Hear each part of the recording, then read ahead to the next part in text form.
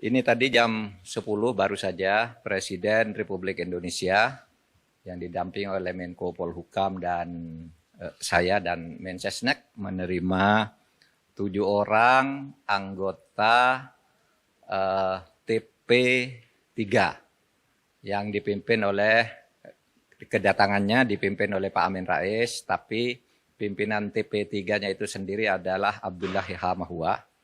7 orang tadi yang datang, Pak Amin Rais, Pak Abdullah Hamahua, kemudian Pak Marwan Batubara, kemudian ada Kiai Muhyiddin. Dan yang 3 karena pakai masker kita nggak tahu satu persatu, tetapi ada 7 orang tadi. Intinya mereka menyampaikan 2 hal atau 1 hal pokok, yaitu soal terbunuhnya atau tewasnya 6 laskar FPI yang itu diurai dalam 2 hal. Pertama, harus ada penegakan hukum sesuai dengan ketentuan hukum, sesuai dengan perintah Tuhan bahwa hukum itu adil, dan yang kedua ada ancaman dari Tuhan kalau orang membunuh orang mukmin tanpa hak, maka ancamannya neraka jahanam. Itu kemudian diurai. Apa yang terjadi? Pertama, 7 orang yang diwakili oleh Pak Amin Rais dan Pak Marwan Batubara tadi menyatakan mereka menyatakan keyakinan telah terjadi pembunuhan terhadap 6 laskar FPI, dan mereka meminta agar ini dibawa ke pengadilan HAM karena pelanggaran HAM berat. Itu yang disampaikan kepada Presiden. Pertemuan berlangsung tidak lebih atau tidak sampai 15 menit. Bicaranya pendek dan serius gitu. Hanya itu yang disampaikan oleh mereka, bahwa mereka yakin telah terjadi pembunuhan yang dilakukan dengan cara melanggar HAM berat, bukan pelanggaran HAM biasa, sehingga 6 laskar FPI itu meninggal. Lalu Presiden menyatakan bahwa Presiden sudah minta Komnas HAM bekerja dengan penuh independen dan menyampaikan kepada Presiden apa yang sebenarnya terjadi dan apa yang seharusnya dilakukan oleh pemerintah. Dan Komnas HAM itu sudah memberikan laporan dan 4 rekomendasi. 4 rekomendasi itu sepenuhnya sudah disampaikan kepada Presiden agar diproses secara transparan, adil, dan bisa dinilai oleh publik. Yaitu bahwa temuan Komnas HAM yang terjadi di Cikampek, tol Cikampek kilometer 50 itu adalah pelanggaran HAM biasa. Pak Marwan Batubara tadi mengatakan mereka yakin 6 orang ini adalah warga negara Indonesia. Oke, kita juga yakin. Mereka adalah orang-orang yang beriman, kita juga yakin. Dan mereka juga yakin, Pak Marwan Batubara, telah terjadi pelanggaran HAM berat. Saya katakan, pemerintah terbuka. Kalau ada bukti mana pelanggaran HAM beratnya itu, mana, sampaikan sekarang. Atau kalau enggak, nanti sampaikan menyusul kepada Presiden. Bukti, bukan keyakinan. Karena kalau keyakinan, kita juga punya keyakinan sendiri-sendiri bahwa peristiwa itu dalangnya si A, si B, si C. Kalau keyakinan. Tapi Komnas HAM sudah menyelidiki sesuai dengan kewenangan undang-undang, tidak ada. Apa? Pelanggaran HAM berat itu 3 syaratnya. 1, dilakukan secara terstruktur. Itu dilakukan oleh aparat secara resmi dengan cara berjenjang. Struktur itu berjenjang. Harus targetnya bunuh 6 orang yang melakukan ini, taktiknya begini, alatnya ini, kalau terjadi ini, larinya ke sini. Itu terstruktur. Sistematis. Ya, terstruktur sistematis. Juga jelas tahap-tahapnya.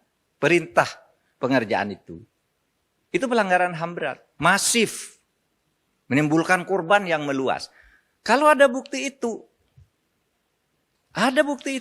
mari bawa, kita adili secara terbuka, kita adili para pelakunya berdasar Undang-Undang Nomor 26 Tahun 2000.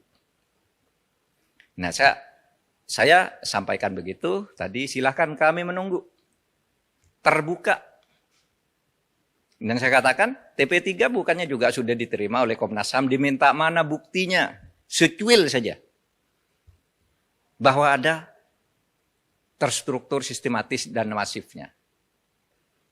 Tidak ada tuh, ada di berita acaranya bahwa TP3 sudah diterima, tapi tidak ada, hanya mengatakan yakin. Nah, kalau yakin tidak boleh, karena kita punya keyakinan juga, banyak pelakunya ini, pelakunya itu, otaknya itu, dan sebagainya. Yang membiayai itu juga yakin kita, tapi kan tidak ada buktinya. Oke, nah akhirnya ingin saya katakan, bahwa sejak peristiwa ini meletus, masyarakat sudah mulai muncul agar dibentuk TGPF. Tim Gabungan Pencari Fakta.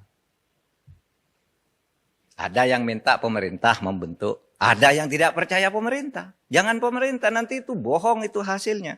Maka waktu itu Presiden mengumumkan sesuai dengan kewenangan yang diberikan oleh undang-undang. Silakan Komnas HAM bekerja sebebas-bebasnya. Panggil siapa saja yang merasa punya pendapat dan punya bukti. Yang merasa punya keyakinan. Panggil, nanti sampaikan ke Presiden apa rekomendasinya. Presiden, pemerintah sama sekali tidak ikut campur. Tidak pernah minta agar Komnas HAM menyimpulkan ini, menyimpulkan itu, tidak. Kita hanya menyatakan kalau pemerintah yang membentuk lagi-lagi dituding dikooptasi. Timnya orangnya pemerintah, timnya diatur oleh orang istana, timnya orang dekatnya si A, si B. Nah, oleh sebab itu kita serahkan Komnas HAM. Komnas HAM silakan nyelidiki, mau membentuk TGPF juga atas nama di bawah bendera Komnas HAM, silahkan. Mana rekomendasinya kita lakukan. Nah, itu yang kami jawab tadi. Nah, saudara, saya ingin jelaskan satu hal lagi yang juga saya jelaskan. Ada tertawaan publik semula. Ya. Masyarakat banyak yang ngejek, nyinyir gitu. Kenapa kok orang mati dijadikan tersangka? 6 laskar itu kan dijadikan tersangka oleh polisi. Itu hanya konstruksi hukum, dijadikan tersangka sehari,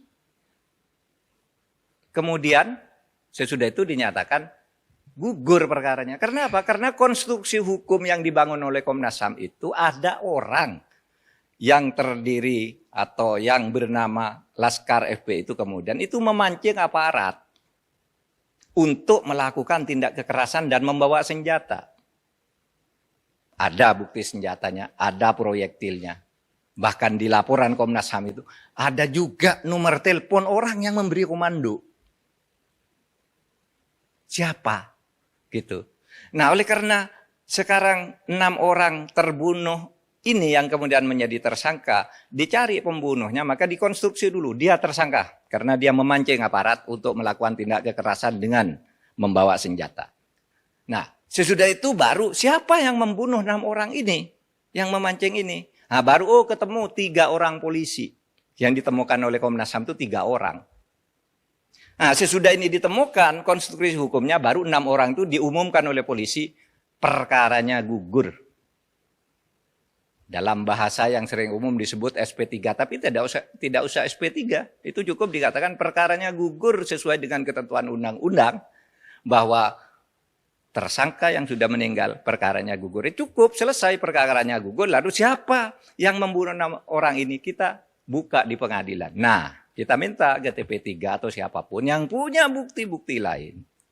Kemukakan di proses persidangan itu. Sampaikan melalui Komnas HAM. Kalau ragu terhadap polisi atau kejaksaan, sampaikan di sana. Gitu. Tapi kami melihat yang dari Komnas HAM itu sudah cukup lengkap. Assalamualaikum warahmatullahi wabarakatuh.